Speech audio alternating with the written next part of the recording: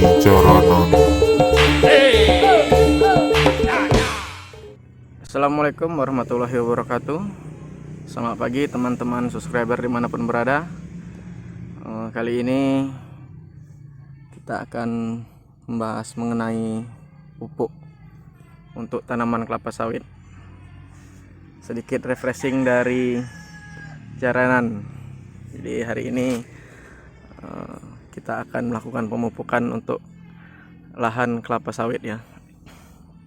Di sini saya akan melakukan pemupukan menggunakan pupuk dolomit atau pupuk kapur ya, kapur pertanian. Di sini saya menggunakan merek dari Kebomas dari Petrokimia Gresik. Ada banyak merek ataupun jenis pupuk kapur atau dolomit di pasaran. Tinggal teman-teman cari saja nanti di toko pertanian atau di kios pupuk sesuai dengan kebutuhan, dengan harga yang relatif bersaing ya untuk satu dengan merek yang lainnya. Baik, di sini untuk tanaman kelapa sawit sudah berumur sekitar 4 tahun 5 tahunan. Jadi sudah cukup tinggi, bisa teman-teman lihat sekalian.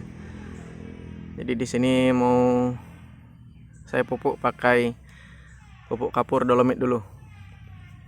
Apa kegunaan dari pupuk dolomit itu? Mari kita bahas sama-sama. Ini adalah pupuk dolomit dengan kemasan bersih 50 kg ya, dari Petrokimia Gresik. Kegunaan dari pupuk dolomit itu sangat banyak ya teman-teman, terutama untuk perkebunan sawit ini cukup signifikan hasilnya jika kita gunakan pupuk dolomit, karena dolomit itu memiliki kandungan utama yaitu kalsium karbonat. Kalsium karbonat itu sebanyak 85%. Sebagian ada juga yang memiliki kandungan magnesium ya. Jadi kegunaan dari kalsium karbonat itu sendiri untuk tanaman kelapa sawit tentunya yang pertama itu untuk menetralkan pH tanah. Jadi untuk lahan-lahan pertanian seperti ini, jikalau pH-nya terlalu tinggi tentu tidak akan baik untuk perkebunan kelapa sawit, karena nanti bisa menyebabkan kekuningan pada daun dan tidak maksimalnya hasil panen. Jadi itulah gunanya. Yang pertama untuk menetralkan pH tanah. Yang kedua, tentu pupuk ini bisa juga meningkatkan unsur hara. Unsur hara yang terkandung di tanah ya kan, yang di tanah ini yang nantinya bisa terserap oleh batang sawit.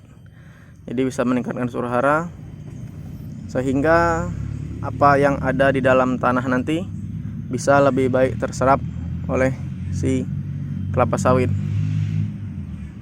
Yang selanjutnya pupuk kapur ini atau dolomit ini bisa juga menggemburkan tanah ya. Jadi bisa menambah pori-pori tanah atau rongga-rongga di tanah sehingga bisa mempermudah pupuk yang selanjutnya akan diberikan itu meresap ke dalam tanah dan nantinya akan lebih mudah diserap oleh pohon kelapa sawit itu sendiri.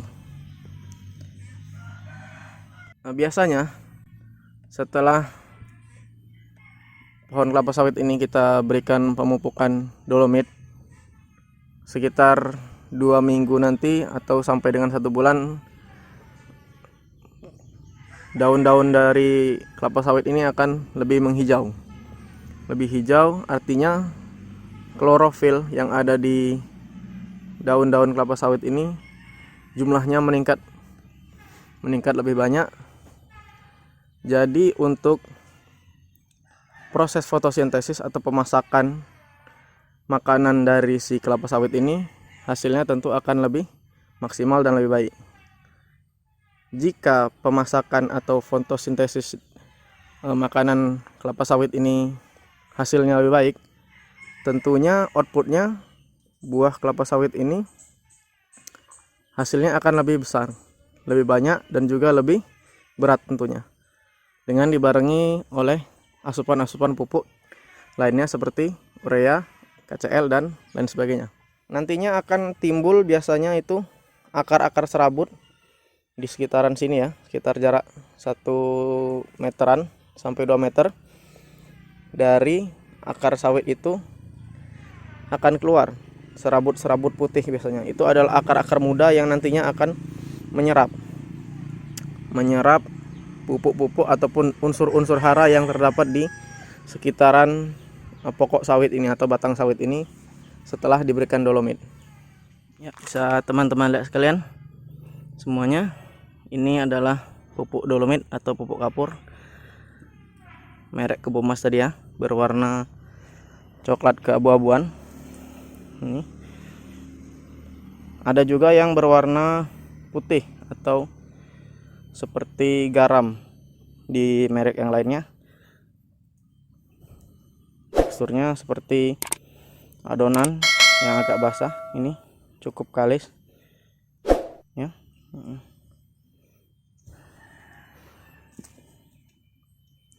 Nanti akan kita aplikasikan, kita tabur di sekitar batang sawitnya.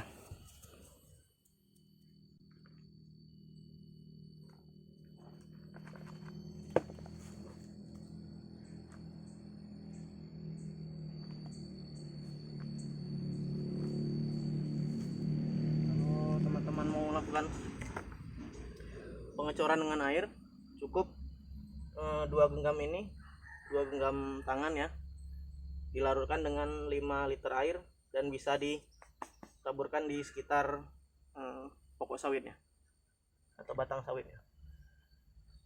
Ini kita akan taburkan jarak kurang lebih 1,5 meter dari pohon sawitnya.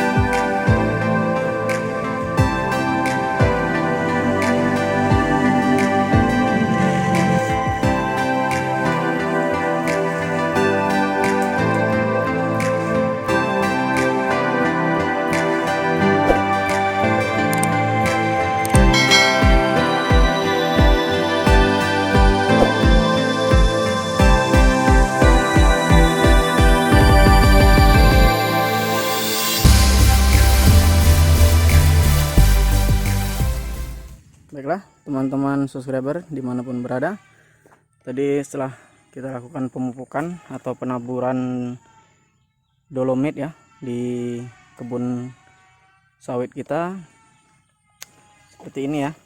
Jadi kita tabur secara melingkar, tuh kelihatan ya warna coklat keabu-abuan, secara melingkar di sekitar pohon sawitnya, sekitar jarak 1 meter sampai 1,5 meter.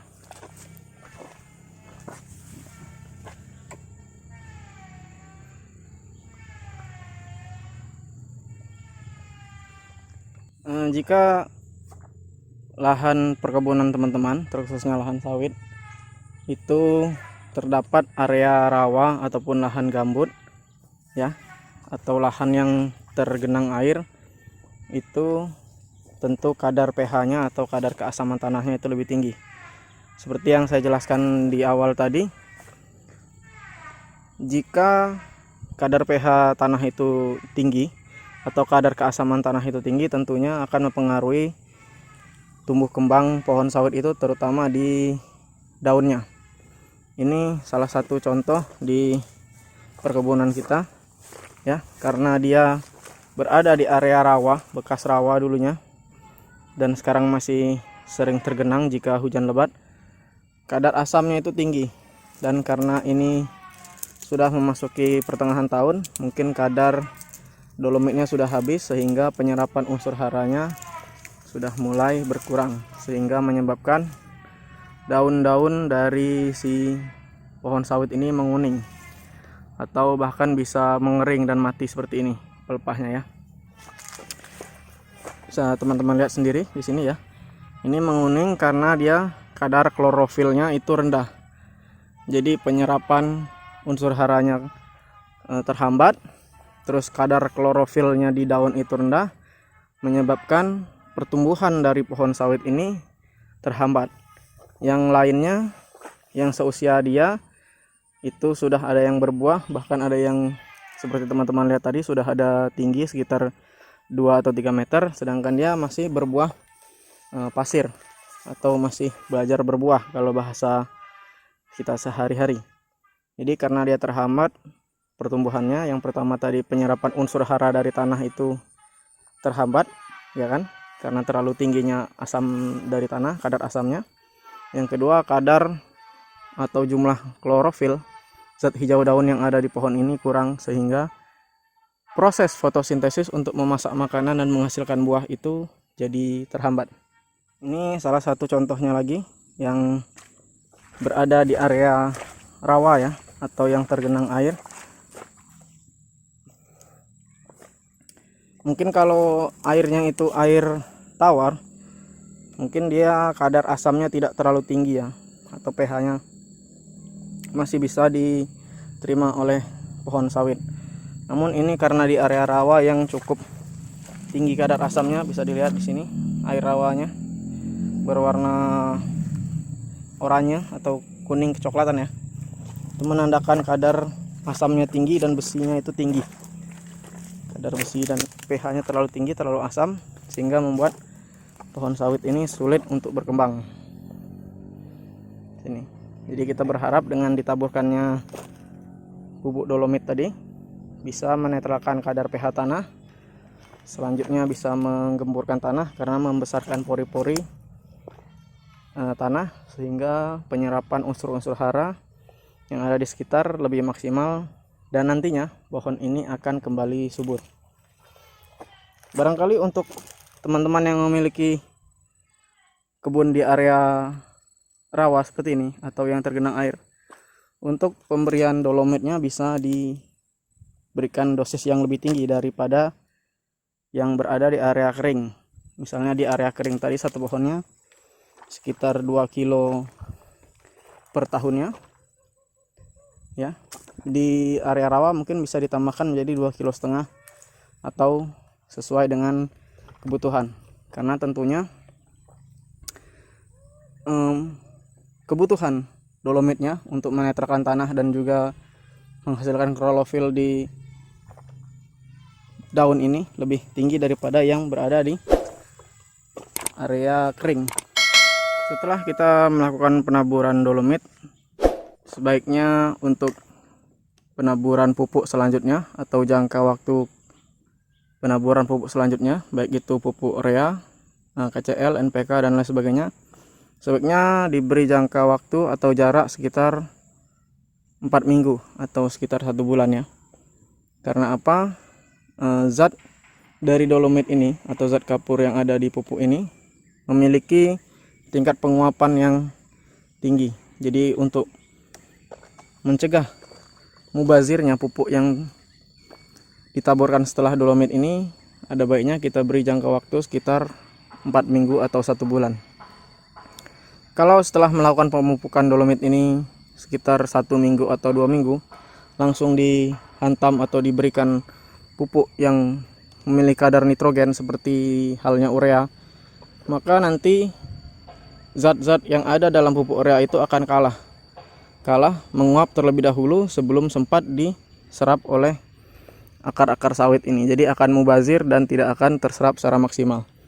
Jadi setelah pemupukan atau penaburan dolomit ini, kita berikan jangka waktu sekitar 1 bulan terlebih dahulu sehingga tanahnya benar-benar siap dan sudah netral dan siap untuk diberikan pupuk. Biasanya untuk pemupukan setelah dolomit ini, rekan-rekan petani sekalian memberikan pupuk urea karena dia bertujuan untuk membesarkan pohon atau menyehatkan pohon dan juga dedaunan. Setelah jarak 2 minggu dari urea, baiknya diberikan KCL untuk merangsang pertumbuhan buah dan meningkatkan berat atau bobot dari buah itu sendiri, sehingga hasil panen kita nantinya akan meningkat jumlahnya. Jadi itu rangkumannya. Yang jelas, dolomit itu berfungsi sebagai penetralisir pH atau kadar keasaman tanah di perkebunan sawit. Yang kedua, bisa meningkatkan penyerapan unsur hara oleh pohon sawit itu sendiri, dan selanjutnya bisa meningkatkan jumlah klorofil yang ada di daun sehingga meningkatkan proses fotosintesis dan outputnya nanti buah akan lebih cepat keluar dan matang. Untuk menunjang itu semua, setelah diberikan dolomit, dalam jangka waktu 1 bulan nanti ke depan, kita akan berikan pupuk urea dan selanjutnya diberikan pupuk KCL untuk perangsang batang, daun dan juga buah sehingga hasilnya maksimal. Demikian video kali ini. Mohon maaf apabila ada salah-salah kata kepada teman-teman sekalian. Apabila ada informasi yang kurang jelas atau informasi yang keliru, bisa komen dan juga diskusi di kolom komentar untuk kemajuan kita bersama para petani sawit Indonesia. Sekian, assalamualaikum warahmatullahi wabarakatuh.